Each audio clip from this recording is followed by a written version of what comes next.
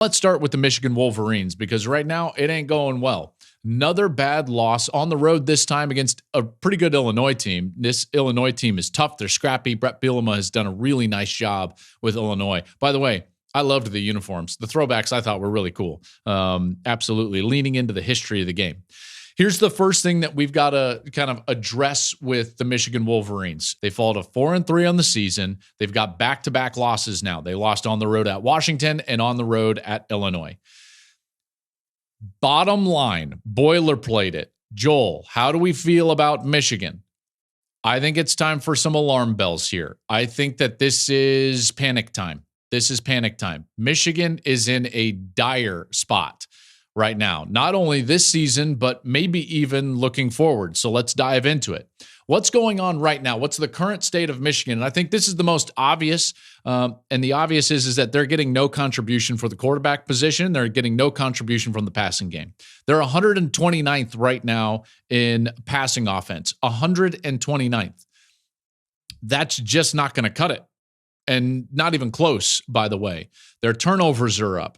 They don't convert on third down. It's far too predictable, their offense. It's run, and then throw it to Colson Loveland. That's all they've got. And Colson Loveland is double covered in majority of those scenarios. And so they're just throwing him contested catches, and if he doesn't come down with it, they're punting it away.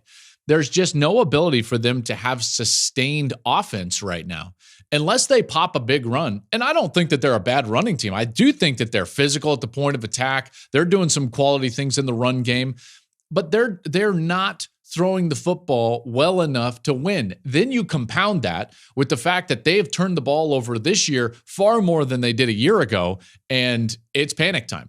Because this offense is not anywhere close right now, not anywhere close. And again, namely because they just overvalued what they had on their own roster at the quarterback position. Unfortunately, I think they wish that it would have gone differently in the offseason, but it hasn't. And this is what we have now at that position. They overvalued the quarterback position. They overvalued the wide receiver position because they didn't address that. Remember now, in this day and age of college football, you can address areas of needs. And even really good teams have done this. Even some of the best teams in the country have done this. Look at Texas. Texas needed to address the secondary. They got Makuba from Clemson. They needed to address the wide receiver position. They got Bond from Alabama.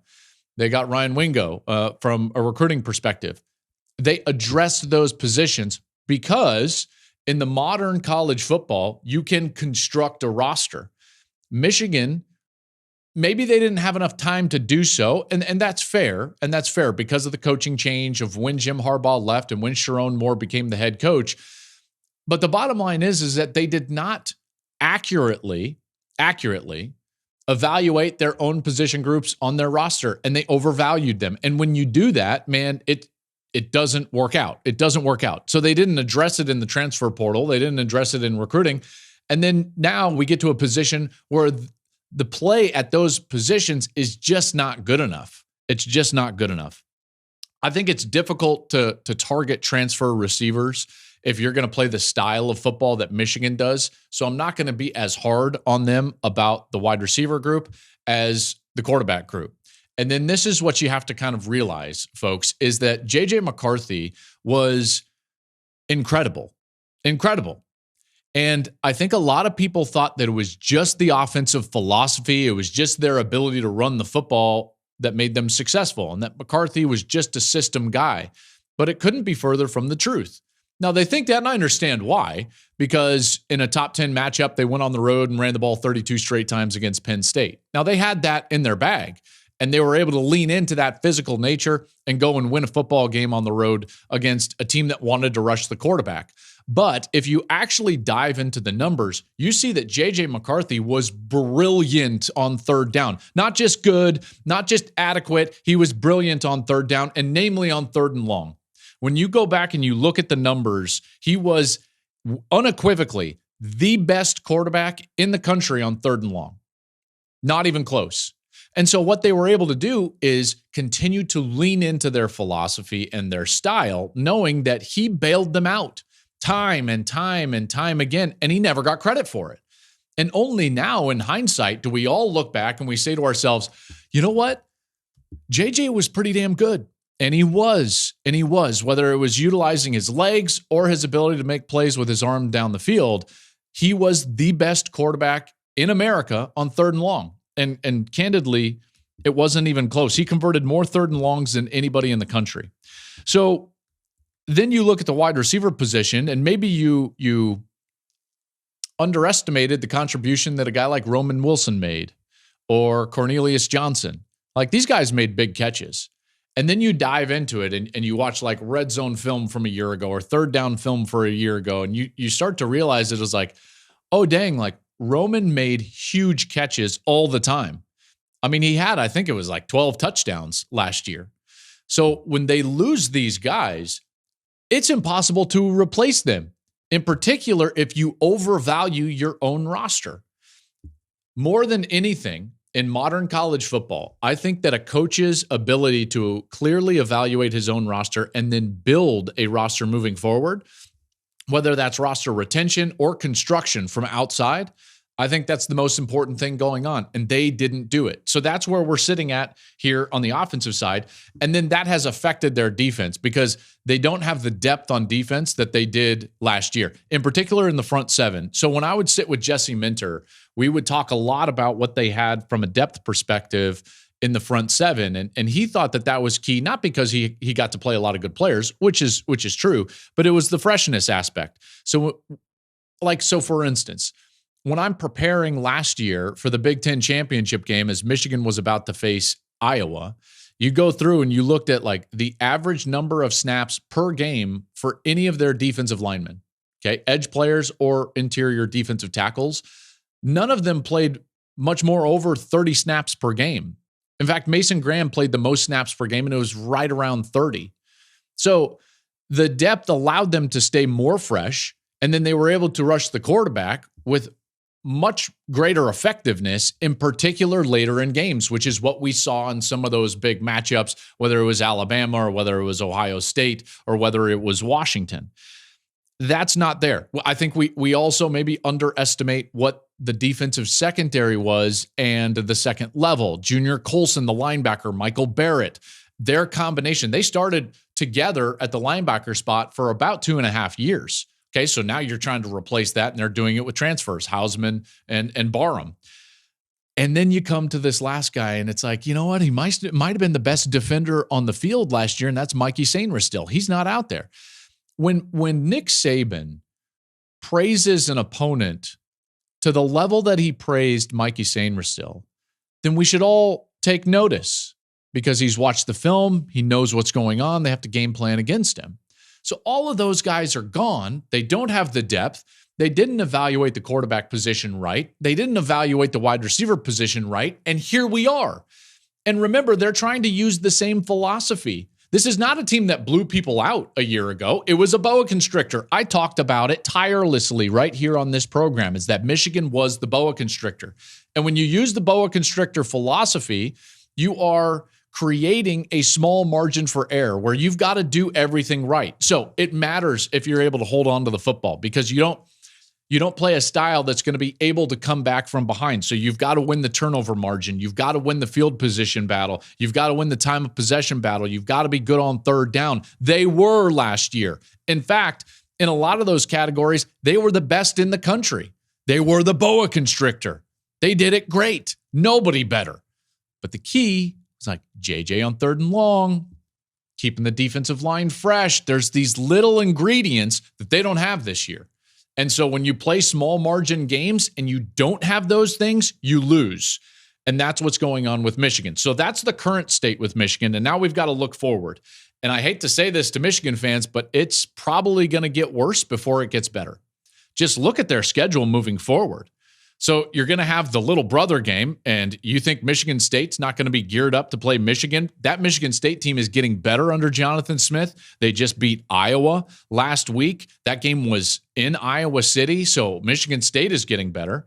Then they're going to be home to the number 1 team in the country, the Oregon Ducks. Then they've got to go to Indiana. That's a top 15 team and an undefeated team that I just saw, and I can tell you right now, Indiana is absolutely better than Michigan. I've covered both of those teams. Indiana is playing exceptional football.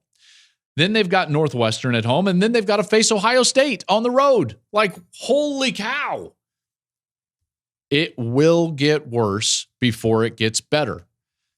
They will be, I think, fortunate to go to a bowl game this year based on what's coming up on their schedule and the way that they're playing and the way, in particular, they're getting play from the quarterback position. So now let's look out long term, okay? So that's where we're looking at for the short term and the rest of this season, probably getting worse before it gets better. Then you look long term, and unfortunately, doesn't look great for Michigan.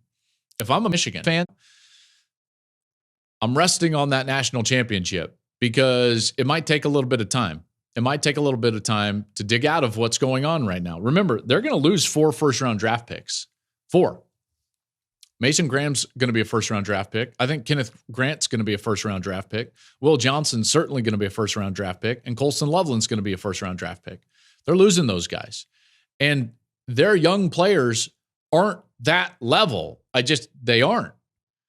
And you look around, and Sharon Moore is going to have a very difficult offseason because every head coach has got to go through this. And I've talked with a few guys that I really trust on this. And every coach, when things go wrong in your organization, every coach has to do what I would call a clear-eyed evaluation.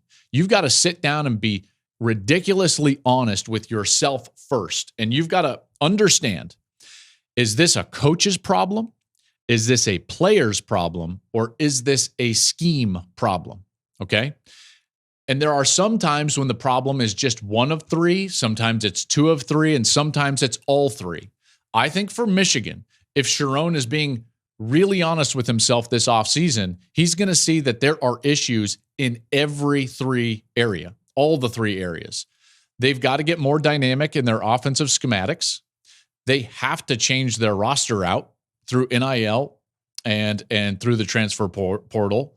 And I do believe that there's going to be some change on their coaching staff. I really believe that. And listen, we probably should expect that because every one of these guys, whether it's Lincoln Riley or Ryan Day, these guys that take over and they kind of get the keys to the car and now it's theirs and the legend left after so much success, it takes a few years to try to make it your program. And we've seen Ryan Day have to hire defensive coordinators. He's been through 3 since he was there. He brought in Jeff Hafley at one point. We've seen the same with Lincoln Riley as he's had to shuffle around his staff. He's been through several defensive coordinators trying to figure that side of the ball out. And Sharon Moore is going to have to figure this out. He's going to have to evaluate what's going on in his coaching staff. And I think that there's probably a chance, probably a good chance, that it will look a little bit different. And that's okay. Everybody has got to do this around the country, and I'm not trying to lay blame on any one coach. This is just the current situation at Michigan.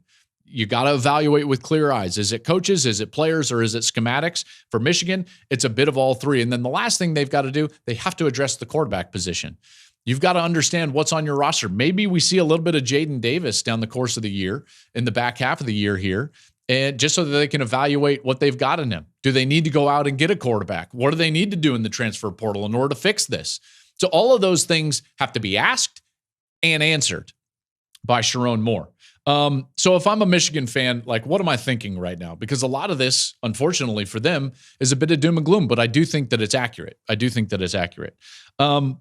If I'm a Michigan fan, I probably hang my hat on the fact that I've seen them turn it around before.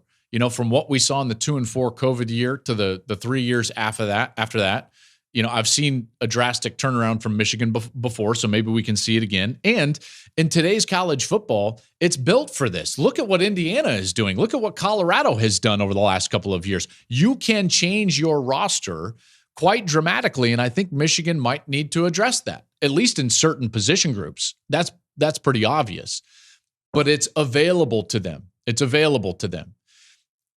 I do not believe that Michigan can turn this around quickly just through internal development. That might be what they want to do, but I do believe that they're going to have to go out and address this roster from the exterior, get the right guys, and bring them in. If anybody wants to see how possible this is, Go watch the Indiana Hoosiers play football. Kurt Signetti brought in 27 transfers, 27. That's in the top 5 or 6 in all of college football, at least in the Power 4. 14 of those guys have started games. And guess what? All of them had great success at their last location. He prioritized production over potential. It wasn't about how many stars you had coming out of high school. It was about how many yards you made, tackles you made, and what production you had on the stat sheet for good programs in college football. That, to me, speaks volumes. That's the model.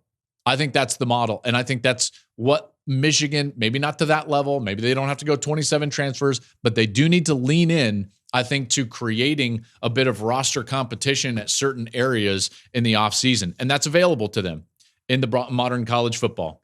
Thank you for watching the Joel Klatt Show YouTube channel. And if you liked this clip, make sure to like it and subscribe to the channel, and you can stay up to date on all of my college football coverage.